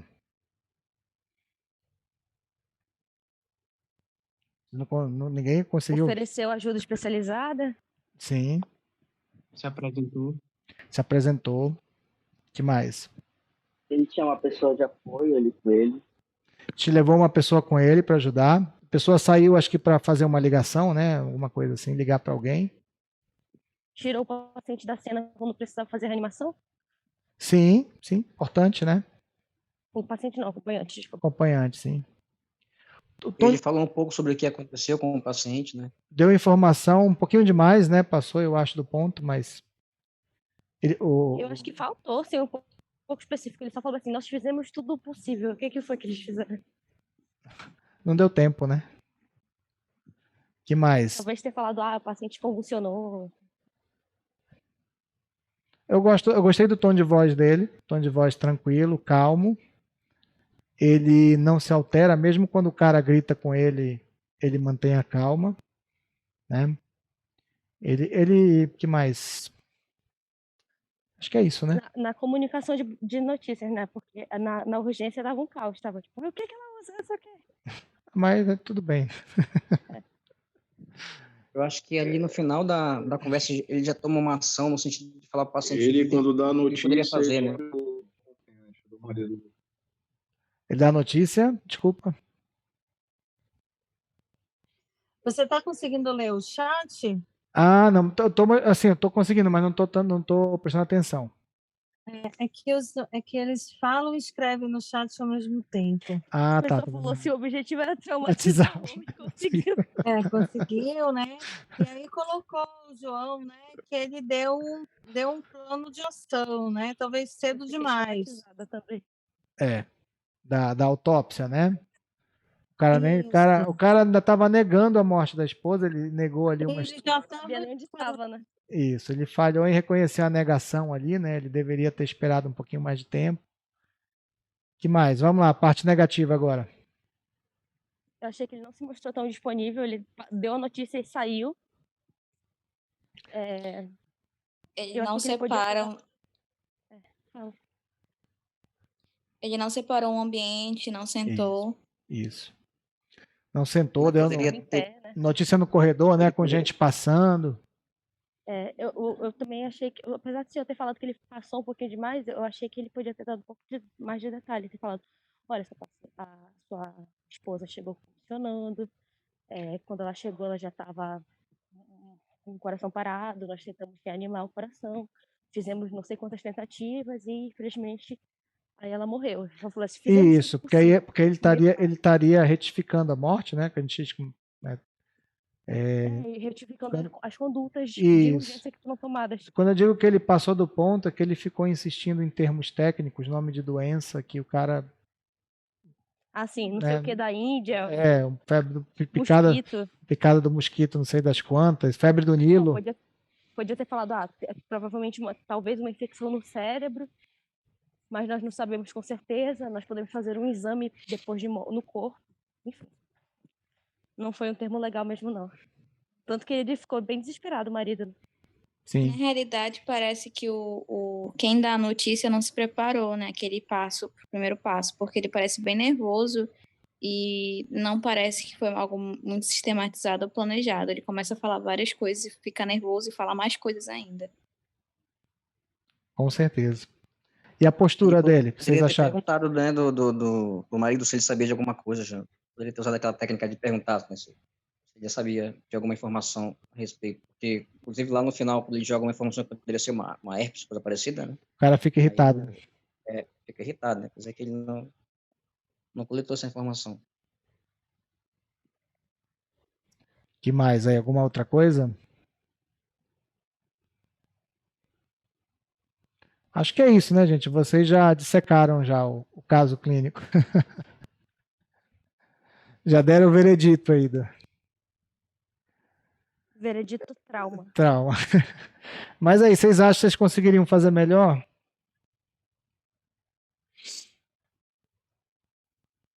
Eu entendo que seja uma situação de urgência. Uhum. E nesse filme específico é uma pandemia, é um cenário novo. Tá todo mundo. Aliás, esse filme foi meio Nostradamus, né? Esse filme aí. Quem diria? Eu acho que sempre vai ser. Desculpa. Mas assim, independentemente de ser uma situação nova, talvez se ele tivesse se apegado aos passos do protocolo dos pais, ele tivesse saído um pouco melhor. Eram coisas que, assim, nitidamente podiam ser melhoradas sem perder muito tempo, sem gastar grandes recursos. Uma coisa até do trabalho que foi feito com o grupo do internato, né, é que o estudo ele foi feito baseado em pacientes oncológicos. E Sim, no departamento de emergência, algumas coisas são diferentes. Por exemplo, nesse isso. caso, é uma paciente jovem, né? Durante o dia, o casal estava. Ele fala, né, que eles jantaram, algo muito súbito. Então, acho que isso também muda um pouco, assim, até mesmo para você dar notícia. Pensar assim, meu Deus, eu vou dar notícia que a esposa dele morreu, sendo que há 2 horas atrás ele estava jantando com a esposa, né? Então, acho que isso também é um pouco mais, é um outro fator que torna mais difícil, principalmente se for um médico recém-formado, dar essa notícia para alguém, né? Que é um outro tipo de cenário, não é um paciente crônico, é um paciente jovem, pelo visto previamente isto, né? Então, isso tudo dificulta a comunicação. Pelo menos para mim seria muito difícil. Com certeza. É bem lembrado isso aí, né? Que o Sparks realmente foi feito para público oncológico, né? E é que eu comentei, você pegar a morte que cai de paraquedas na sua frente, né? E você ter um caso que você não conhece, uma família que você não conhece, né? Exige aí realmente exige o protocolo, né? Diferente daquele caso que você está no dia a dia ali dando boletim, que já é esperado, que você está todo dia, né, pontuando que está piorando e tal. Então, esse é mais fácil. Mas esses casos assim de uma hora para outra súbito realmente requer um esforço maior. E que você talvez até siga mais mesmo o protocolo, né? Leve para uma sala, explique tudo o que aconteceu. É bem difícil. Concordo plenamente.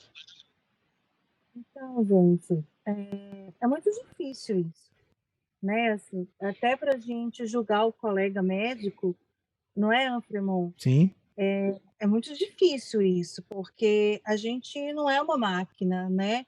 Então, vamos supor, o médico também está assustado com o que ele viu.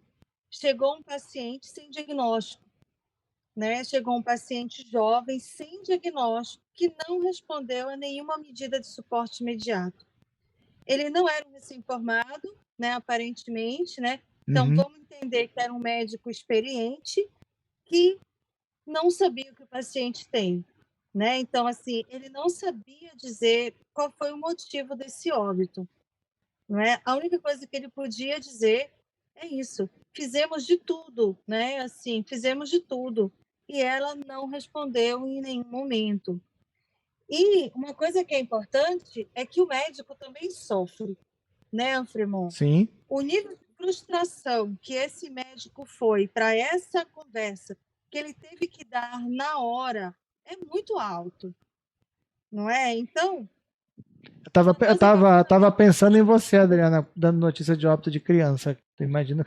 é horrível, Eu Fremont, é imagino horrível, que eu nunca é passei, horrível, Fremont. nunca passei É por uma isso, coisa né? que eu não, é uma coisa que eu não elaboro muito bem, né? Assim, até hoje.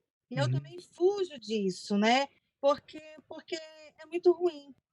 Eu lembro até hoje, Fremont, aí eu vou fazer uma terapia com o Fremont agora, não é? Eu lembro, Fremont, é assim, a primeira, o primeiro óbito, eu era residente, a primeira parada, né, que eu chefiei, digamos assim, né? Eu era R2, então quem estava em mim era todo mundo abaixo, né? Assim, na hierarquia. Então, eu era chefe de parada. Era um paciente neuropata, crônico, ouviu? E Uhum. que eu estava vendo que aquele paciente ia parar. E, Alfremon, o paciente parou. Eu pedi suporte do pessoal da UTI. Eles deram, sabe, uma esnobada. Depois, nossa, eu fiquei Ah, chateada com isso. Esse pessoal da UTI não tem jeito. Nossa, Alfremon, depois eles vieram me pedir Todo mundo tem raiva desculpa, do. né? Eles vieram me pedir desculpa depois, né? Uhum. De qualquer maneira, assim, ele não respondeu. Ele não respondeu em nenhum momento. E eu só parei a reanimação, eu só parei de investir naquele paciente quando a chefa da chefe do serviço, sabe, já era uma senhorinha, entrou na porta e falou: para, Adriana, tudo bem. Não é que assim, para, Adriana, que diz assim, tudo bem, né? A família, não é assim, a família era mais ou menos assim. A mãe estava mais preparada para esse óbito, Fremon, do Do que que eu, você. com certeza, não é? Eu lembro que logo que quando eu estava preenchendo a papelada, né, e tal, não sei o quê, aí a mãe viu o quanto eu estava triste, né, assim, quanto eu estava sofrendo com isso tudo, né, e aí foi a mãe que veio me consolar. Foi Que aí, barato. foi aí que caiu a ficha de dizer, ai meu Deus, não é assim. Falei assim, ai meu Deus, está tudo errado, né? Nesse sentido, assim, não, está tudo errado. Mas ali, assim, eu estava numa situação muito confortável, mas foi uma experiência pessoal, né? Uhum. De dar informação, né? Assim, porque aquilo que você fala, você investe no paciente, não é assim? Você Sim, investe no paciente, que seja um paciente de parado, você dá a alma para ao menos que reverter. esse paciente respire, não é? Para você ganhar mais tempo, para pedir ajuda, para descobrir alguma coisa. O pessoal da UTI, se fosse me ajudar, não iam fazer nada de diferente do que já foi feito, ouviu? Era Sim. só mesmo para me dar apoio moral, Moral. digamos Sim. assim. Sim. Quem estava precisando do apoio da UTI não era o paciente, era É. eu. Então, assim, eu só estava querendo isso. Porque não ia mudar a conduta, não ia mudar nada. Eu era R2, estava no mesmo serviço, então eu estava com tudo muito fresquinho, sabe? Uhum. Sabe, Fremon? Então, a técnica, tudo que tinha para fazer estava sendo feito. Isso é uma outra coisa que também deixa a gente muito seguro. Se a gente sabe fazer, não é assim? Se a gente sabe fazer uma parada, se a gente sabe reanimar um paciente, se a gente sabe uma expansão, se a gente sabe tratar um choque, se a gente sabe reconhecer um trauma, isso dá uma segurança para a gente, inclusive para dizer para o paciente. Porque Sim. quando a gente olha no olho do paciente e fala, eu fiz tudo, a equipe fez tudo, é porque você realmente Fez tudo. fez tudo que estava na literatura e até o que não estava na literatura. Não é? Você já até partiu para o que não era de protocolo, como aquelas medidas emergenciais. Não é emergenciais, como é o nome que dá? Essas Emergenciais. medidas. Não, vamos supor, aquelas medidas meio que de desespero, assim, tipo um Heróicas. tudo, sabe? E Heróicas. medidas heróicas. Uhum. Medidas heróicas, né? Uhum. Às vezes você parte até para as medidas heróicas, mesmo sabendo que a chance de dar certo é mínima.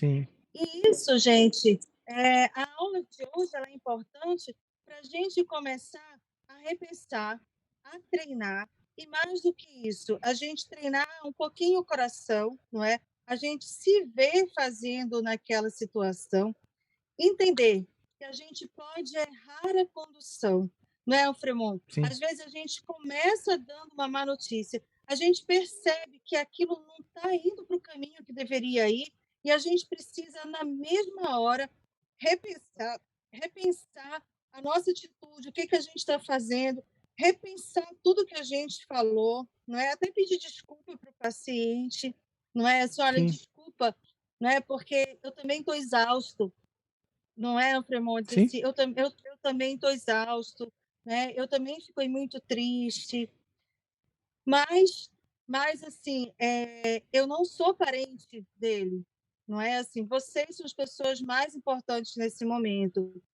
Então, assim, a gente pontuar, às vezes falar e deixar isso realmente muito claro é importante. A gente não pode ter medo do paciente, mas a gente também precisa estar emocionalmente e estruturalmente preparado para um paciente que descompensar na hora.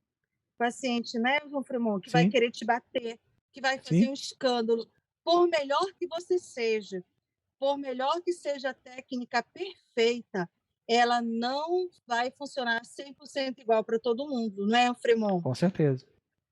Não é? Sim. Então a gente diga, Não, tô ouvindo, concordo. Concordo. não é? Então a gente também precisa disso. Então vamos supor, estar num ambiente adequado, que seja seguro para a família e também seguro para a equipe. Isso a gente também precisa ter clareza nisso, né? Sim. Né, Fremont? A gente precisa também pensar na nossa segurança e também e essa outra pessoa que está entrando é para dar apoio e também dar um apoio Logística. prático sim, mesmo, não é?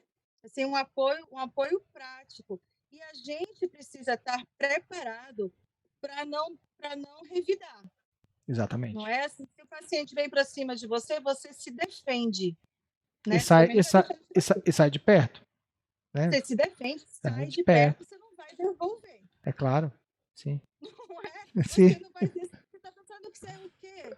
Não é? E devolver. Embora era o que a gente queria fazer. Não é assim, no fundo do sim, sim, coração. sim. Né? Mas a gente precisa Devolve uma entender, impunidade ao dó do a gente precisa entender que o sofrimento é da família, não é nosso, né? O nosso é só a exaustão do trabalho, mas a gente, uma boa noite de sono resolve. A outra família não adianta ter boa noite de sono, porque aquele parente não vai mais estar lá nunca mais, né? Isso serve mesmo assim para absolutamente tudo, né, Fremon? Sim. Mas o Fremon sabe muito mais disso do que eu. Eu estou falando só Não, com eu tô achando. desabafo de uma pediatra. É no máximo aonde eu vou, viu? Um desabafo de uma pediatra. Eu não paro, não passo além disso. Mas o Fremon sabe muito mais, né? Vive isso. E aí, sabe, Fremon, é muito importante também nessas nossas noites a gente se colocar como médico, sabe, como pessoa, não é? Sim, Até, né, assim, até para os alunos também começarem a se ver de verdade, não é? Como médicos, se prepararem para a vida real. É que a vida real não está no livro, não é? O livro, o estudo é o nosso suporte de trabalho. Sem técnica, a gente entra pelo buraco. Mas só a técnica não adianta, a gente não vai conseguir ser um bom médico e nem atingir o nosso objetivo. A gente precisa juntar as duas coisas. Não é, Fremon? sim, com certeza. Já falei muito. Eu Não, vou eu, até eu também já falei virar. demais. Mas Eu vou tem terminar. uma questão aqui no chat do João Pedro. Se tivesse uma sala aí, ao menos melhoraria. Acho que o ambiente deve piorar, a calma do profissional também para comunicar. Normalmente a gente consegue uma sala, um ambiente calmo no departamento de emergência? Com frequência, não. O ideal seria que tivesse, né? Imagino que nem todos os lugares isso seja simples, né? Se alguém puder falar no mic dos compassivos... Ah, não, compassivos é as medidas, né, que você estava se referindo. Então, João Pedro, geralmente não, pelo menos nos pronto-socorros aqui de Manaus, difícil ter uma salinha reservada para isso. Né? Geralmente são hospitais superlotados, né? já com sala usada para tudo que é coisa, essa preocupação não ocorre tanto. Em UTI, às vezes tem, dependendo da UTI, às vezes tem uma sala de espera, né? Uma sala mais reservada, mas não são todas também. Tá? Então, vai muito de hospital para hospital aí, esse local físico, né? Tem que tomar cuidado com o local físico também para não ficar estigmatizado, né? Porque tem isso também, né? É mesmo, chamou para aquele cantinho, Tinham lá, né? já era. Também tem essa questão aí. Né? Então, Não entra nesse cantinho, né? você, tipo Isso assim, é importante. você nunca dá o boletim dentro, por exemplo, da UTI, você dá o boletim na beira do leito, como é a maioria dos casos, né? Aí, naquele dia, você vai dar o boletim para a pessoa na sala. Já fica meio.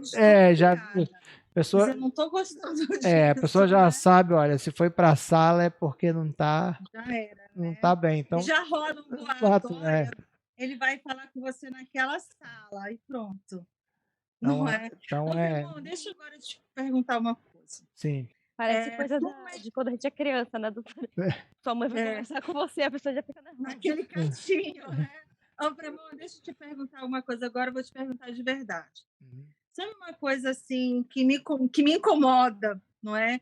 E que me exige assim, respirar 1 milhão de vezes e me preparar?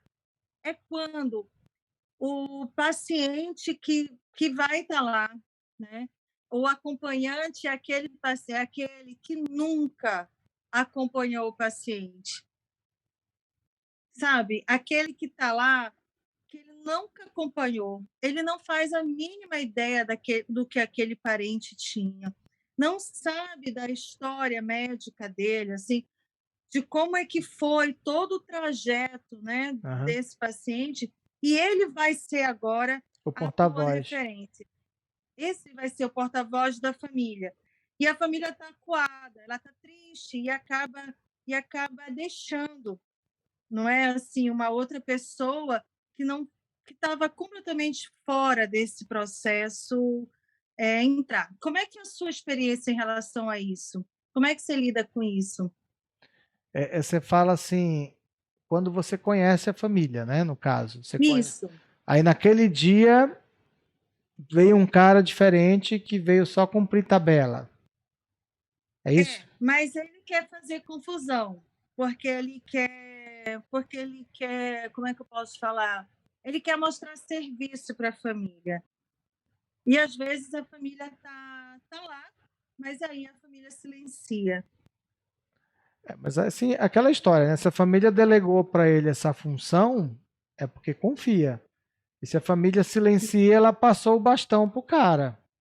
Aí a gente Isso. tem que passar para ele, paciência.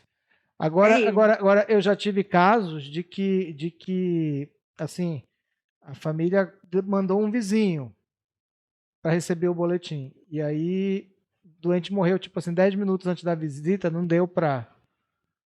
Ai, meu Deus. E aí o próprio vizinho olhou assim, poxa, doutor, mas e agora? Eu vim só porque a fulana não pôde vir, ela pediu para me vir aqui pegar o boletim para passar para ela e tal. Eu falei, então tá, então você fica aqui, a gente vai ligar para ela, quando ela chegar aqui eu falo com ela. Aí eu achei melhor, nesse caso eu achei melhor. Aí ele até agradeceu, ele falou, não, doutor, obrigado, ainda bem que você fez isso. Alívio, né? Ainda bem que você fez. Aí nesse caso era o cara que caiu de paraquedas mesmo Agora, Mas se o cara é xarope, né? Xarope assim, né? E a família delegou para ele essa função, aí eu não tenho muito o que, né? Não tem muito o que fazer, né? O que você acha? Ele mesmo, É né? ele Não tem que mesmo. sofrer. E muitas das vezes a gente vai precisar fazer as duas coisas.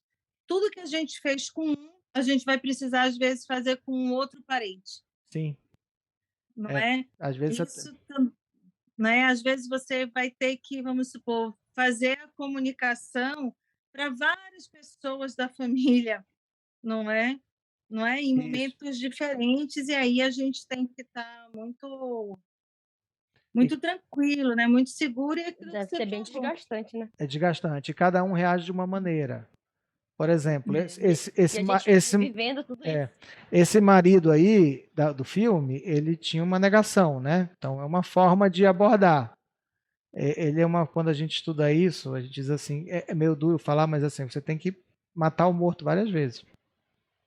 Entendi. Você tem que reafirmar. Deixar claro, né? Como o médico fez. Ele falou, olha, senhor, ela morreu. Ele falou uma vez, ele falou, tá, mas eu posso falar com ela? Eu falei, senhor, ela morreu. Aí ele falou, mas como? A gente estava comendo pizza ainda agora. Ou seja, o cara ainda está negando. Aí ele teria que mais uma vez, não, olha, ela chegou aqui, assim, assim, assado, convulsionou, teve uma parada cardíaca, a gente não conseguiu reanimar, né? Ela morreu. Ele tinha que matar elas quantas vezes fosse, né? Infelizmente é duro, mas a ficha ali precisa cair, né? De alguma forma. Então essa é uma reação, mas podia ser uma reação de desespero, da pessoa se jogar no chão, começar a chorar. Aí é outra maneira. Querer se matar. É outra maneira de... né? Ou como já aconteceu comigo em hospital privado, o cara sair quebrando porta, dando soco na porta, dando soco, quebrando vidro, pegando cadeira, jogando. Né? Querendo partir para cima do próprio médico. E a gente tendo que fazer, inclusive, boletim de ocorrência. Tá? Então tem várias maneiras de reagir. E tem aquela pessoa que você olha assim, nossa, mas isso é. Que você dá notícia, doutor, eu já esperava. O que precisa fazer agora? Na mesma hora. A pessoa já te fala. Entendeu? Então. Ou então aquela que não se importou. Ou de. Seres humanos, né? Diversas infinidade de... Às vezes é só o tempo dela. Isso, vai chegar em casa, talvez ela desabe. Né? Ou então o que a gente vê, né? Às vezes, vamos supor, não sei se vocês já perceberam, eu acho que não, né? Porque é questão de idade, né? Assim, eu já fui em vários velórios. E aí, Fremon, você já percebeu que às vezes no velório, às vezes a família, o parente mais próximo, parece que ele não chora, não é? Sim, Porque ele tem tanta coisa para resolver, é tanta burocracia para enterrar alguém, velório, é tanta coisa, né? Ele tem que também administrar todo o resto da família, que às vezes essa pessoa só vai viver o luto um mês uhum, depois, não é, Fremon? sim. Né? Então, a pessoa, às vezes, ela não vive o luto na hora, né? Às vezes, ela adia essa vivência do luto. Aí, daqui a um mês, ela desaba. Não é? Eu tive um pouco disso com a minha mãe, assim, por exemplo. Tá? Mas eu lembro de ter chorado no velório, mas eu e meu irmão, a gente, desde a hora do óbito, a gente ficou resolvendo tudo, desde funerária, caixão, Porque cemitério, é né? pesado, né? É, E só a família pode resolver. resolver, exatamente. Nenhum, Então, não pode terceirizar, né? tanto que a gente foi um dos últimos a chegar no velório, assim, né? A pessoa chegou lá, o velório já estava acontecendo há um tempão já. Porque era tanta coisa para resolver que você tinha que, né? Mas é importante a pessoa participar dos ritos também, né? É isso, Fundamental. é fundamental. Não dá, é tipo assim, ai, dá um calmante para a pessoa. Não façam isso, tá, gente? A pessoa é uma das Põe coisas. ela para dormir. Não, a pessoa Não. ela tem que viver, infelizmente, tem que viver aquilo ali, né? É um momento de despedida, né? A pessoa tem que passar por isso. Ela tem que se despedir, né? Se não for naquela hora, vai ser depois de uma maneira mais complicada. Mais complicada. Acho que alguém queria falar. Travou Só aqui, o lembrando aqui de filho. experiências pessoais semelhantes. Daí, Anfremon, a importância da equipe médica estar disponível, Sim, né? Às vezes, até para conversar com essa família, uma semana depois. Não acontece isso, Anfremon? Às vezes, o paciente já morreu e tudo. sim. E aí, 15 dias depois, um mês depois, a família te procura. Isso acontece comigo no ambulatório, sabia, Fremon? Como você está na UTI, talvez não aconteça tanto, né? Mas no É ambulatório, raro, mas acontece. às vezes um paciente que você acompanhou, né? Um paciente seu, e aí ele foi a óbito, né? Assim, você acompanhou, deu suporte, tudo, foi ver e tal. Aí, um mês depois, tempos depois, aquela família me procura. Sabe, várias já aconteceram isso. Ela volta a procurar, querendo saber um pouco mais, mas é uma maneira também que ela está vivenciando o luto, né? Ela está vivenciando o luto, agora ela está refazendo a vida dela, né, com a ausência dessa pessoa, com a ausência desse filho, né, como eu sou pediatra, geralmente é criança, Sim. então com a ausência desse filho, então ela precisa redimensionar a vida, né? E aí o que a gente tem que fazer é continuar falando a verdade, né, de tudo que aconteceu, do que a criança tinha, o que aconteceu, aquilo que você falou, sem julgamento, sem recriminar, sem culpar ninguém, não é isso? É porque E está sempre nesse momento de acolhimento, né? Como eu sou mulher, né? E geralmente são mães, né? Que vem, já é um paciente crônico. Geralmente o que elas querem é um abraço, né? Assim, às vezes o que que elas legal. querem é um Legal isso. abraço, é um abraço da médica de segmento, sabe? É um abraço da médica, né? Assim, de segmento. Por quê? É um paciente crônico, não é? Então, quem conhecia o que meu filho tinha, né? O que minha filha tinha, era a doutora X. Eu vou lá conversar com ela. Eu Né? já vi Então, isso com o professor da neuro, doutora. isso, que são Da filha pacientes voltar crônicos. no ambulatório e falar, olha, foi a cunhada até desse um paciente, o doutor... Ai, meu Deus, deu branco agora. Mas que ela voltou e falou, minha sogra faleceu. Isso. Só pra avisar se eu sabia do caso dela. A gente tava até contando antes dela entrar o caso. Bem... E aí cabe você perguntar, você quer que eu lhe dê um abraço? Não é? Sim. E aí pode ser mesmo um homem, né? Assim, não tem problema. Mas se a família, se a mãe, tudo bem, falou, você fala, eu posso lhe dar um abraço?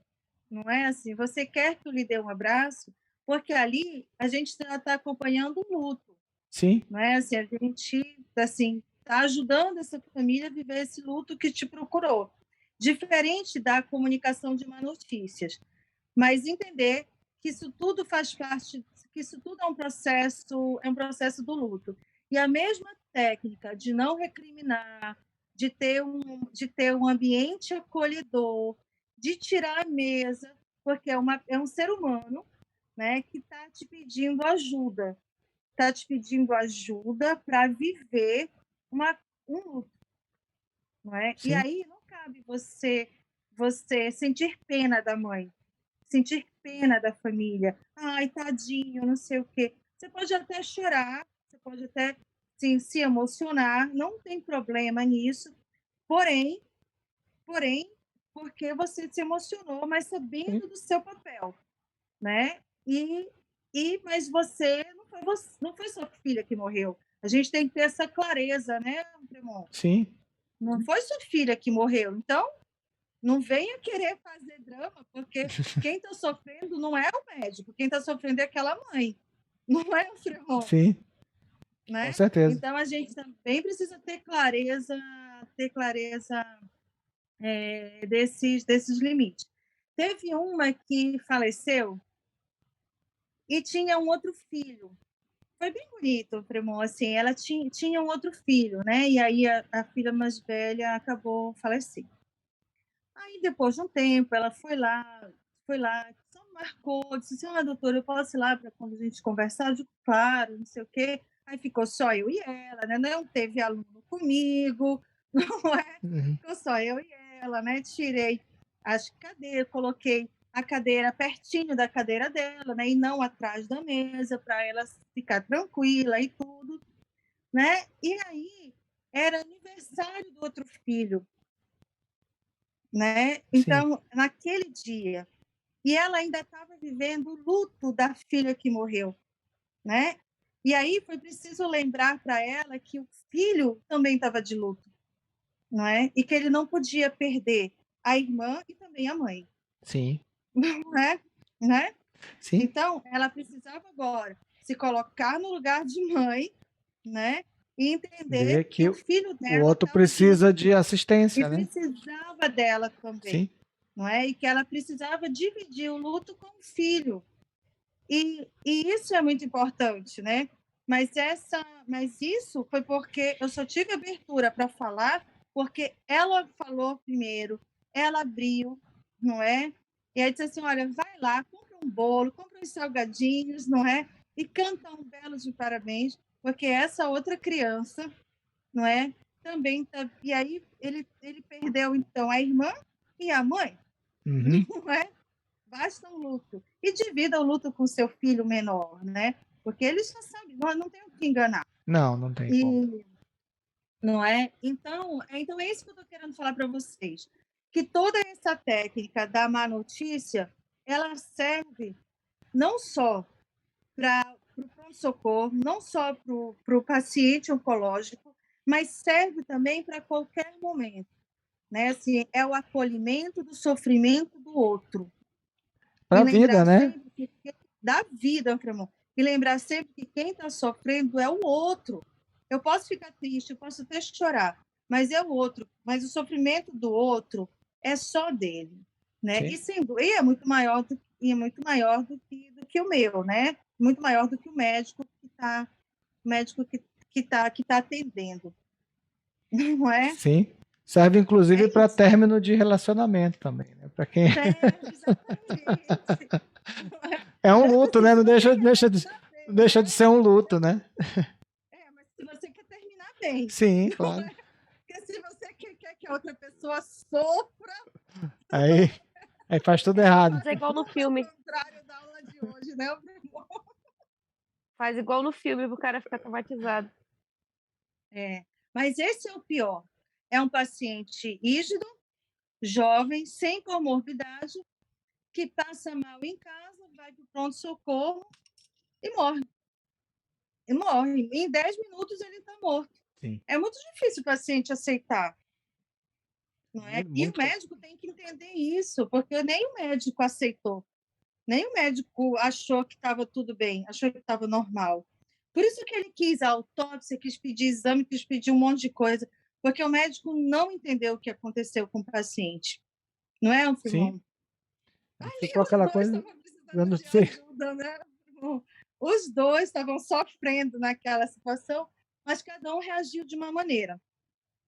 Não é? O Sim, médico reagiu e o pai reagiu de outro. Não é? com certeza. Ah, mas, Anfremon, agora eu vou falar uma coisa que eu reparei nesse negócio, nesse filminho que você mostrou pra gente. A moça enfermeira, técnica, médica, que chamou para acompanhar, Saiu ela correndo. já entra com a mão no coração. Só de olhar para ela, você já sofre. Não é? E ela Enquanto que está dos braços cruzados, ela já está assim, com a mão no coração. E ela desaparece, né? Embora Ela ela desaba quando ela vê que o negócio não vai dar tudo certo, certo. que o paciente Quando está o negando. cara fica chateado. Que ele está negando. Não adianta ele dizer que morreu, ele quer conversar, não sei o que, Ela a gente some de dá fininho. pista. Ela adorou ter que ligar para alguém. Mal disse, eu ligo agora. Deixa eu sair daqui correndo daqui. Talvez na próxima levar 2 pessoas, né? Porque assim É, uma já fica... Exatamente, né? Então, já chegar com a mão no coração, digo, gente, o negócio já vai ser difícil. Já chega assim, falei, nossa senhora. Eu pensei, quando eu vi, até que fosse parente, Anfremon. Ah, do. Sabia? Aí, quando você começou a passar o vídeo, eu falei, deve ser algum parente. Aí, quando vi, eu digo, gente, ela já chegou. Não. Então, tá bom, vocês querem comentar, falar mais alguma coisa? Anfremon, quem sabe tudo disso é você. Sem nada, todo dia tem que aprender um pouco. É um exercício, né? Ainda apanho muito ainda. É. Porque a gente não tem eu queria fazer uma. Oi, fala, Eldo. Eu queria perguntar, aqueles casos que o paciente é popular, por exemplo, um presidente da República, se seria de bom tom, depois que nós conversarmos com a família, o médico também acompanhar a família para fazer a comunicação oficial, né, para toda a população. Porque, às vezes, Rapaz, eu nunca. Agora, eu lembrei que tem casos que, às vezes, o médico tem que ter essa comunicação com a população. Por exemplo, naquele caso lá da falta de oxigênio aqui em Manaus, né? Em que houve uma situação em que você teve que explicar para toda a população que houve tudo, né? Esquece isso aí, cara. Pelo amor de Deus. Você sofreu isso na alma. Melhor conselho, né? Esquece isso aí. Mas, Eldo, deixa eu te falar agora.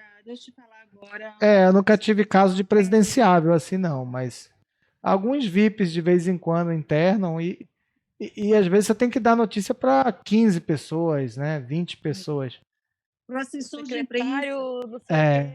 Isso. Você pega ali aquele patriarca de uma família que tem 100 pessoas.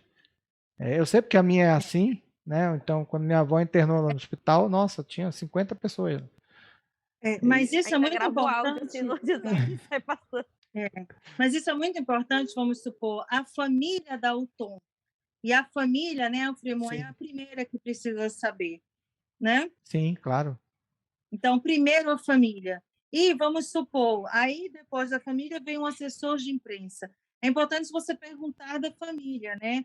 Até onde eu vou? Posso ir, exatamente. Assim, para quem eu posso dar? Ou vocês... Porque tem algumas famílias que simplesmente dizem, colocam uma nota oficial, um texto, e não se fala mais no assunto. Pede para que a população respeite o luto daquela família e, em tempo oportuno, eles vão voltar a falar. Sempre que um médico aparece numa, numa,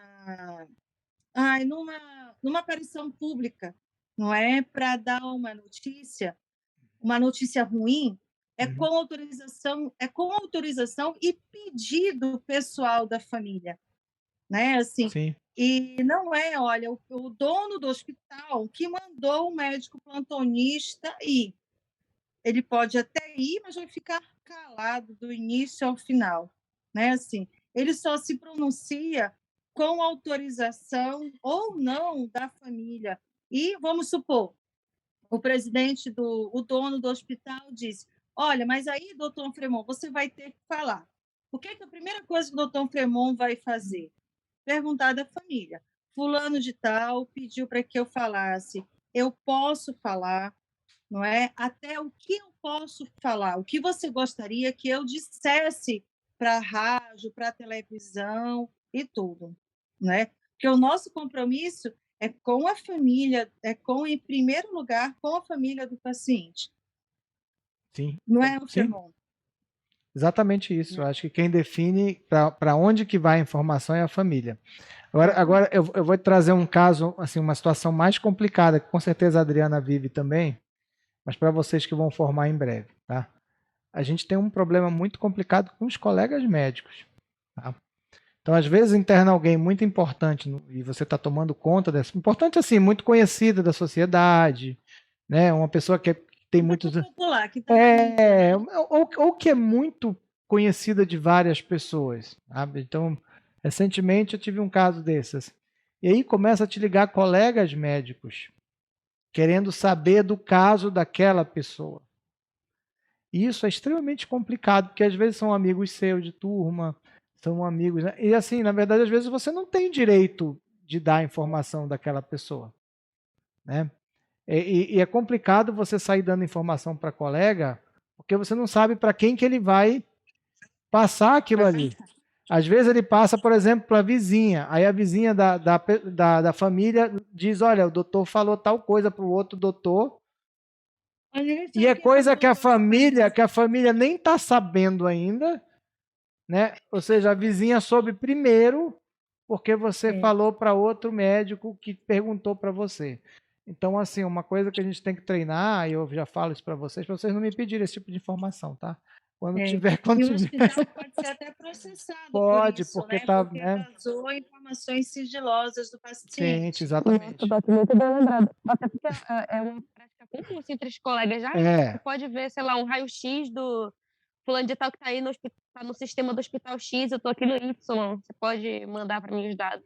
Não, mas aí eu acho até que é uma coisa técnica. Eu acho é o caso da pessoa não ter ligação com aquele hospital e te ligar para obter uma informação porque alguém pediu dele. Olha, tá lá com o Fremont, eu vou ligar para ele porque eu sou amigo dele e vou obter informação. Entendeu? Então, deixa eu ver o que está rolando, né? Deixa eu ver o que está acontecendo. Exato. Né? E aí, uma coisa que é importante né, Fremont, vamos supor, qual é a finalidade? Por que você quer saber disso? Não é assim, é porque vai ajudar ou é só para saber mesmo? Não é? É só por fofoca, porque está rolando, não é? E se for, é para falar de maneira honesta. Olha, está acontecendo isso, não é? Eu estou te perguntando porque eu achei isso muito esquisito, né? A família tá desse jeito, ou então já estão falando isso, né? E aí precisa ter um objetivo, uma intencionalidade, né? Sim. O que não pode é querer saber a informação de um paciente só por curiosidade. Mas eu acho engraçado, porque geralmente quando a gente vai pedir esse tipo de informação, a gente fala: eu estou acompanhando o paciente fulano de tal, aqui, nessa situação. Você teria acesso a esse tipo de... Fala logo o propósito, né? Seria até estranho, do nada... Você tem que falar o propósito, né? Porque assim, não só vai deixar o colega mais tranquilo, como é uma ajuda para o colega. O colega que está dando assistência direta ao paciente fica sabendo o que está acontecendo. Sim, informações. O que eu costumo fazer é assim, você está pedindo para quem? É porque a família não está recebendo informação suficiente. Não, então tem algum problema aí, né?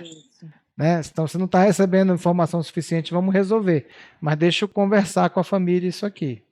Aí a gente, na hora da visita, conversa. O doutor fulano está me ligando para querer saber a informação. Posso passar para ele? Aí se a família autoriza. Não, doutor, ele é amigo da família, a gente quer que ele acompanhe o caso. Não, então tá ótimo, aí perfeito. Até acho legal, porque ajuda a dividir a responsabilidade, né? E se você não tem nada a esconder, não tem porquê também, né? Para fazer uma discussão clínica, né, Isso, a pessoa, ninguém é exatamente. atualizado de tudo, Isso. né? Não, e Até às vezes orientar melhor a família, e né? Já que e o o colega médico diz, próximo da família, né, esclarece melhor. Isso é até bom, né, Fremon? cria uma situação de confiança, né? A pessoa confia naquele Isso. médico, né? E não conhece você, então ela, não, fulano, falei com o Fremon e realmente é isso mesmo que eles estão fazendo, tá, é isso aqui, o tratamento é esse, está tranquilo. Então gera uma sensação de confiança. O problema é levar para outras pessoas que não tem nada a ver com a história, né? E aí É crime, é, porque é quebra do sigilo médico. sim. Exato.